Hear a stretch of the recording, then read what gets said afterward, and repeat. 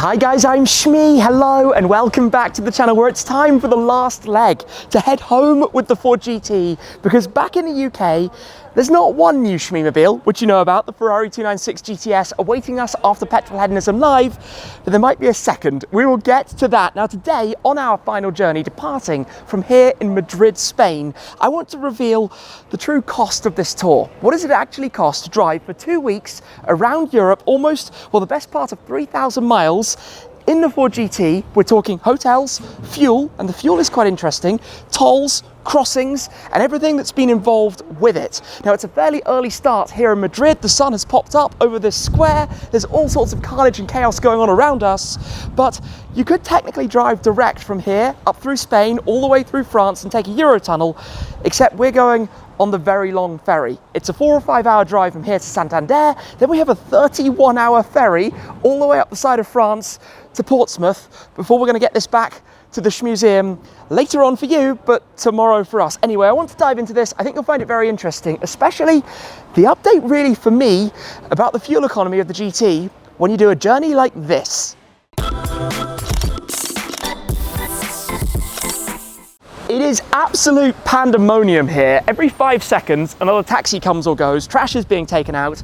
Early morning in city life here. About 30 minutes ago, it was still dark. 20 minutes ago, it was still totally silent. But one very funny thing about the Ford GT, having had it parked, obviously, in a parking garage, is that people have been peering through the windows. And when I say peering through the windows, I mean very much leaving some smears. There's a nice handprint right here. So let me see. Gosh, it just got very windy. Wipe that off. There's also one over on the other side. Always carry a rag. You never know when you might need something like that. Now, I have a little worry about today's journey with the roof box, which is that having had it off in Marbella for SOC and having put it back on, what's happened is that it's created slight ripples in the wrap. We knew that would happen. I tried to get it in exactly the same position, but these pushers do come ever so slightly loose. I'm hoping that's not going to be an issue, but we're going to be taking it very carefully to make sure. We have obviously already driven about 6 hours from Marbella here to Madrid, being a bit low-key on the way home, just catching up on everything. Having actually not been so well down at the end of Marbella, which was not ideal. Anyway, journey ahead, quite a few hours, but the ferry saves 800 miles of driving. A journey that would be around 15 hours plus some stops, maybe 17, 18 hours. So you can see why you do it, sometimes catch up on work, swings and roundabouts. Anyway, let's hop in, let's get started, let's make our way to Santander. I'm not gonna lie, the city streets of Madrid are tiny, but hopefully this will take us an easier way out of the city than the way we came in. Now, what I found fascinating, and I have to pinch myself, is to be lucky enough to drive a journey like this in a car like this. Something that not all that many people would be brave or arguably stupid enough to do, as I'm going to try and squeeze around this truck. What a great start to the morning. Getting in and out of the parking garages has been moderately hilarious. Now I will pop it into normal mode and comfort suspension because we definitely want that. But you're going to be surprised later on by what it's actually been like running this. It's not been what I expected. To drive so many miles, and having owned this car for nearly 5 years now, this is the first time I've ever done a massive tour with it. I drove it from London over to the Nürburgring once, back about 3 years ago. Obviously I took it all around the US, but it was transported. I didn't really drive it from leg to leg, because you can't. There's no luggage space. You need the roof box, and you're not going to do that all the time because it impedes what you can actually do in terms of tracks, in terms of driving at speed. Obviously on this tour, when we got to SOC for the drag races, etc., we took it off, left it at the hotel. That was super easy. But normally on a tour, I'm jumping from hotel to hotel every day or every second day, so no option. Let's hope we're not going to be stuck in too much morning traffic, but we will need to fill up before long. That's going to be the perfect opportunity, as I promised earlier, to tell you a little bit more about the fuel economy, because I've perhaps been judging this car slightly wrong through my ownership of it so far. It's got to be said, Madrid is a very pretty city with the sunshine glow in the morning. Early morning traffic. We're not making very much progress here. Bit tedious. I mean, look at this. Absolute carnage.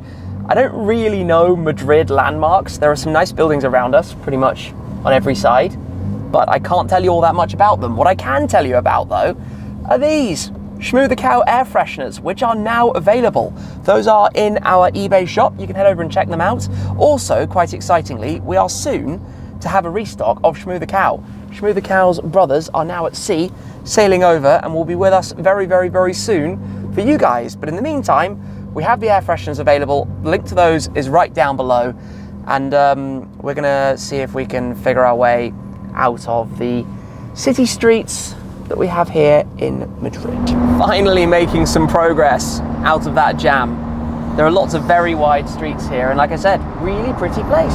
Well, this is pretty cool because that is the Bernabeu, the home of Real Madrid, Estadio Santiago Bernabeu, with the new look. They have just redone the football stadium. I would love to go to a game there one day. That's really cool. Well, we're at the watering hole. Luckily, you can get 98 in pretty much everywhere we've gone while we've been here in Spain. I want to talk about fuel economy though at the Ford GT, because in the past, I've often very heavily criticized this car for not being great, particularly when I was in the US and did fuel run, and it's a combination of not being the most efficient in the world, despite this being the EcoBoost V6, and having an absolutely tiny fuel tank. Officially, it's over 50 litres. In reality, it's pinging away and telling you you're at 0 when it's mid-high 40s, which is not a lot. Now, across this journey, we've obviously had a bit of Monaco and a bit of drag racing, but basically been driving pretty chilled.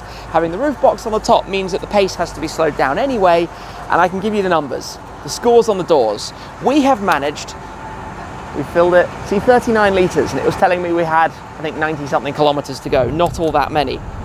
We have managed an average, and this is another thing to watch out for here, by the way. I always feel a bit awkward when you're lifting the fuel nozzle out over the radiator, but anyway, we've managed 20.9 UK MPG, 17.4 US MPG. Those aren't that bad. That equates in Europe, by the way, to 13.5 litres per 100 kilometres. It's not that bad on this trip. 21 miles per gallon. I mean, my Focus RS would only do like 24. I spoke about the SF90 and was very impressed that it did, I think, 23 off the top of my head, something in that ballpark. So this hasn't done badly. When you're driving it gently, it doesn't do badly. The problem is the range. The fact that that's what you normally put in a hot hatch or a regular car, not what you put in a supercar. Supercars normally have 70, 80 litre tanks. The Ferraris have 100 litre tanks. The Porsches have 90 litre tanks. So this feels like you are constantly filling it up. On the longest stretch we've done 230, 240 miles, just shy of 400 kilometers. And that's the kind of frustrating bit about it, but that's real world, what it's like living with a Ford GT. We are arriving in Santander. Of course, it has been a few hours. We have fast forwarded, not the most exciting journey, but we go under the sign here to Puerto, the port, where hopefully somewhere nearby, there's gonna be a ferry waiting. And there is our ferry, right in front of us. We have navigated through this area, and I think we should be able to slide on around somewhere and more or less go straight on in. It's not entirely clear where you actually go here. I thought this would be really busy. It must be literally straight through this checkpoint. I'm gonna give it a go and see if that's indeed correct. The barrier went up, so I hope so. There's no door open, so yeah, no, maybe, yes, check-in booths and a big boat. We're in the right place. Let's make our way through. We're in the port. It is time to take the Ford GT into the ferry. We're probably going to be right at the back, but hopefully get it in just a second. However, before we do, I want to tell you about some of these costs because it's an unusual trip. Taking a car like this on a road trip adventure is always a bit unusual. Everyone is going to be different. We've been on the road for around 2 weeks across Europe with the car. I'm not going to cover things like the roof box. Obviously, I bought this. It came from a Volvo dealership, actually. The suction mounts as well. All of that around £1,000, something like this. I think we gotta go. We were told to get back in the car and go and get boarded. So I'm waiting for the car right in front of me. As soon as they've gone through, we can go and get boarded. She would like us to go first. So let's swing around, and then when we're actually in here, I can go into all of this. Sorry not to be able to give you everything straight away, but we don't want to be responsible for holding back the entirety of the ferry. This is actually all right, nice and easy. Where do they want us to go? I have absolutely no idea right now. All the way? Yes, please. Thank you very much. So, alongside the trailers, in the depths of the ferry. There are cars coming in behind, but hey, rules are rules. This sounds pretty cool in here. Submerged in the belly. I don't know where we're going. Oh, helmet going rolling. Straight through. Literally one of the bikers sadly just dropped his helmet on the floor. That wasn't ideal. I'm being waved at. I have no idea what we're doing other than just going in there. Tesla SL55. Oh, we're going right to the front. That's going to put the pressure on when we get off. Because it means we're going to have to be super, super, super early for the exit. Stop. Okay, done. Park brake. Windows up. Let me tell you a little more. Now that we're in here, I've got my cheat sheet because there's quite a lot to this. Obviously, the car is going to be parked here for the next 30 odd hours. Fingers crossed it's all going to be nice and safe. But let's go through the crossings, the fuel and tolls, the hotels, and the other different costs, including one that is probably a bit of a surprise, something that you don't normally think about. So the outbound, we came with the Eurotunnel, which is exactly what I did the last time I took the Santander to Portsmouth Ferry 9 years ago on home ball on the way back from Gumball 3000 in my McLaren MP412C back in 2014. The Eurotunnel outbound, I booked a regular one-way crossing rather than the Flexi Plus. That was £220. For this ferry going back home, it's actually quite expensive, including the cabin overnight, which of course you want. You can go and sleep on the seats, the chairs that you find around, but fundamentally it's a 31-hour ferry. You want somewhere to sleep along the way and have a bit of privacy. It's £799, £800 for the crossing, so around £1,000 for the crossings. Now, fuel we've touched on a bit. Despite driving a lot of miles and the many complaints I've made over the years for this car, we've only actually spent around 1,300 euros in fuel, about £1,100, which is actually not that bad. The other surprise saving, if you can compare to what I thought, is with tolls. Now, I thought I was being very smart getting my bip and drive toll devices for both Spain and Portugal. I've always had the France one, but we haven't actually spent very much money on them. In total, the tolls are only just over 100 euros, about £90 or so. Now, the surprise cost I mentioned, specific to this car and my circumstances, is that given I don't normally drive this car many miles, it's only insured for a couple of thousand miles a year. But this year, obviously, I've done more than that, so I had to notify my insurers that we were going to do lots more miles, and that brought about a charge of £420. Quite insignificant compared, in fact, probably only 5% or something of what the total insurance policy is for this car, but a cost nonetheless to do with doing this tour. The other big one are the hotels. Now, I'm not going to count the entry to the SOC event and some other complications, but we've had 12 nights in hotels, plus obviously tonight in the cabin I've already mentioned for the ferry. And I've made it a bit more complicated because for a lot of the nights, I've actually booked using points that I have with the different hotel chains to save myself significant amounts of money. But it's been, in total, if you were to have paid for the whole lot, around 3,600 euros. That's £3,100. In reality, it's about half that. If you add all of this together, we're at about £5,730 for 2 weeks on the road, a few thousand miles, driving the Ford GT around, not including the wrap and the entry fees and the roof box, because I think that's a little bit hard to compare. That's very specific to this particular tour. But that's a lot of fun relative to the expense. And we've stayed at a lovely hotel in Mijas in Malaga. We stayed at the Fairmont in Monaco, which was fantastic. So this has been a very efficiently done tour, if I could say that, considering it's a Ford GT going all around Europe and I've had to park it with valets and safe places all the time. You know, parking costs have been included in those hotel bills that I've just mentioned because that's the total price I paid at the hotels.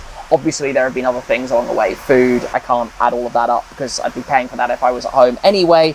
And we've had an amazing time and shot some really cool videos along the journey too. So not really that bad. For now, we need to unload everything, probably get upstairs before we're late and we're in trouble, and then, yeah, go settle in here on the ferry. Everything is unloaded on the GT, but what I want to check is that all of these are doing what they should. And thankfully, they are all, certainly on this side, absolutely as we want them to be. Come around here, check these as well very quickly, because I'm a little bit worried with the moisture down here that they might get a touch looser. Seems to be something we've spotted. What I haven't worked out, that I'm quickly going to try and Google, is how to stop the motion sensor going off, but I think that's a single lock. I think the double lock on here, which you hear with the relay doing a deadlock, is the full proper lock. So hopefully I've got that right. If not, I'm going to be changing it in a second. Well, that's how I'm going to leave it for now. Parked down there, so we will have to be back very quickly at the other end. But time to venture out here and head on upstairs. Watch out for the big trucks coming in. But you forget that you're on a boat when it's this ridiculously huge inside. The far end feels like a long walk away. And we go in here. Free garage deck. Right, press the button, call the lift. Up we go. We're on the move, but we were a few moments ago just over there before loading into the ferry. But hey, farewell Spain. Next stop, tomorrow evening, England. We're now about 27 hours into this crossing, which means we still have 4 hours to go. Container ships all around us. We're in the English Channel. It's very bright, and I'm the idiot who's forgotten to bring up some sunglasses. But we're on the 10th deck, looking out. England is over that way. Somewhere you can see some of the cliffs.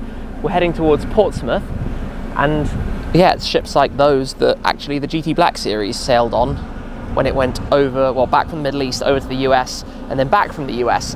This has actually been a really pleasant sailing. There's decent Wi-Fi, which means lots of time to catch up on emails and messages. In fact, having basically been on the road for the last 5 weeks, that's been very, very welcome. There's a lounge, which you can get tickets to, which then has unlimited food and drinks and stuff coming through all the time. And it's been quite peaceful and nice. I've actually quite enjoyed this time, even though it's not driving. Hopefully the Ford GT is all fine downstairs. We're going to find out about that a little bit later on. And also, a little bit of random fun, might have been able to go and visit the bridge as well on the ship, which was a really nice little bonus, just to be able to see what that's like.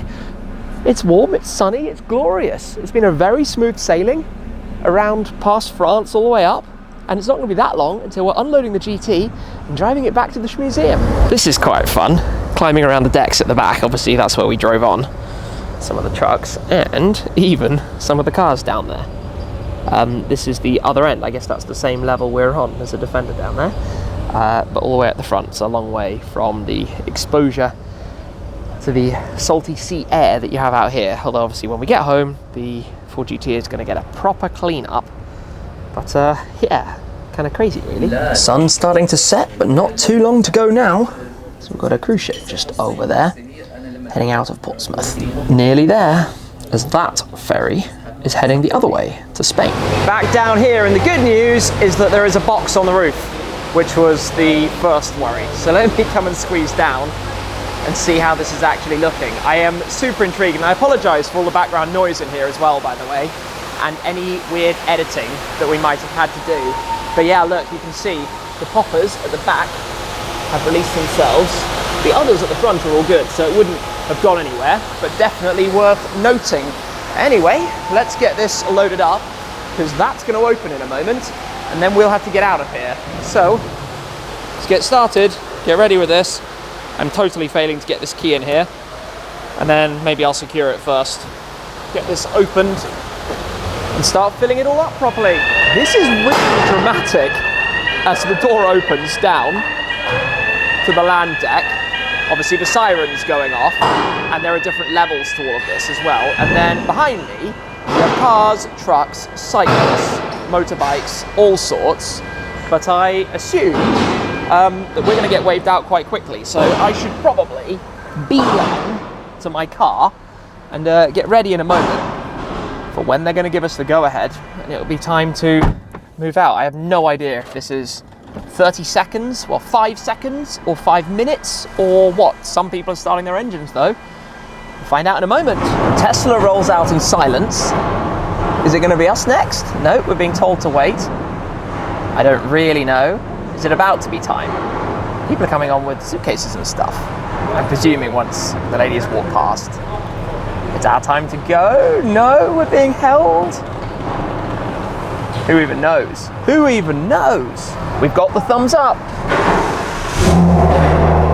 Ford GT cold start. Gonna wait a second. All right. Out we go. And the good news is nothing funny has happened up to this point. I am going to use the lift system here though, which is not charged yet. It just takes a moment, so carefully does it. I think we're going to be okay. We are it sometimes in this car just takes a second until the lift system is ready to go. Round to the right. Here we are, back on tarmac, or concrete stones, however you'd like to call it, in the United Kingdom, ready to go figure where we head next. What's he telling us to do? Go left? Yes. So we're going to kind of merge in. This is very confusing. But we're here. We are through immigration and we're being car spotted. That is the Portsmouth boy. Now, this is it. We've arrived. Back to English motorways. Back to where you normally have a right-hand drive car, but we still have a left-hand drive car. Back to miles per hour. And back to this car with its crazy overreading. It's actually fascinating how much the speedo overreads, but yeah, English motorways. It's time to head to the Shmuseum, into the famous Hindhead Tunnel. Now in here, manual, drop some gears.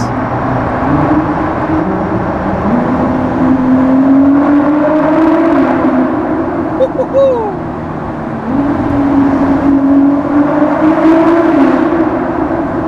Wow. Oh, I think we just had a little pop out, a flame out the back of this.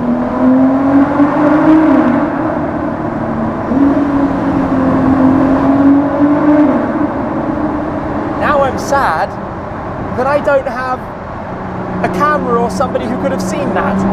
I'm sorry it's so dark, but the noise this just made, so I'm going to do it again.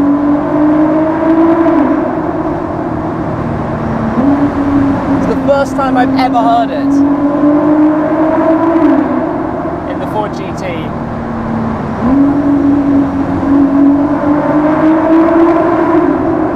Brilliant sound.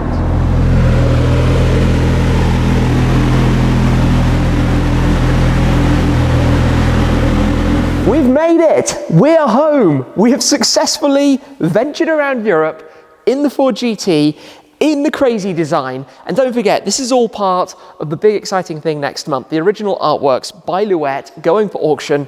We have the amazing example just here as well. Those are with Wycliffe Galleries, will be auctioned with Bonhams.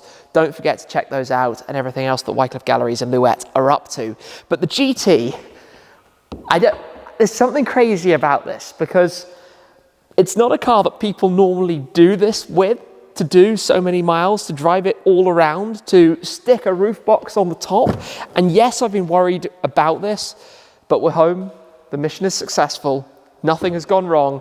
That's, at the end of the day, the most important thing. We've got back, no flat tires, no damage on the car, no roof box going flying, nothing weird or funky or unintended happening along the way. And now the car's home. It will need its 5th year service very soon. I'm not factoring that into the costs. Technically, you should. I'm not sure what's required with the 5th year service. There's an oil change, a couple of other things. It's normally, with this car, I want to say £1,000 or so a year, unless you need something like brake pads, and then it gets very expensive very quickly.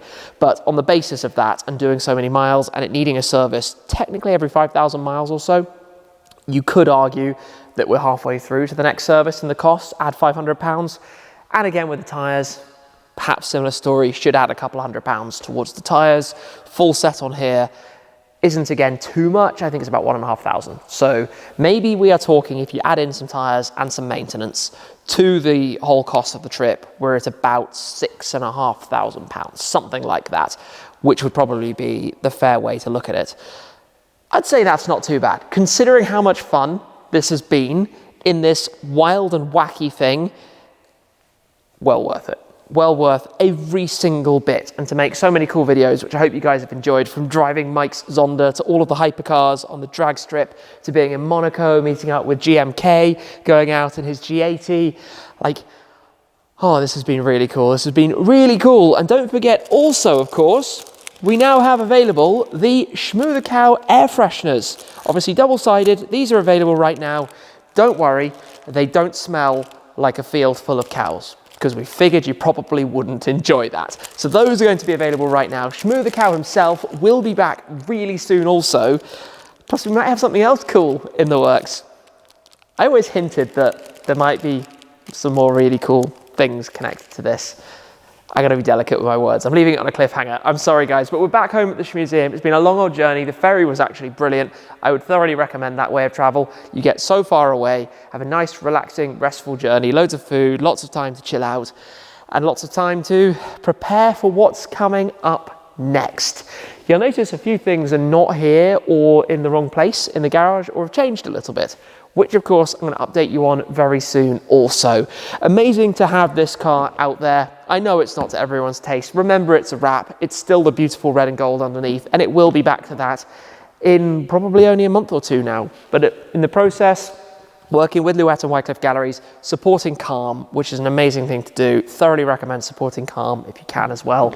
Obviously helping with mental health topics, a very relevant topic of discussion.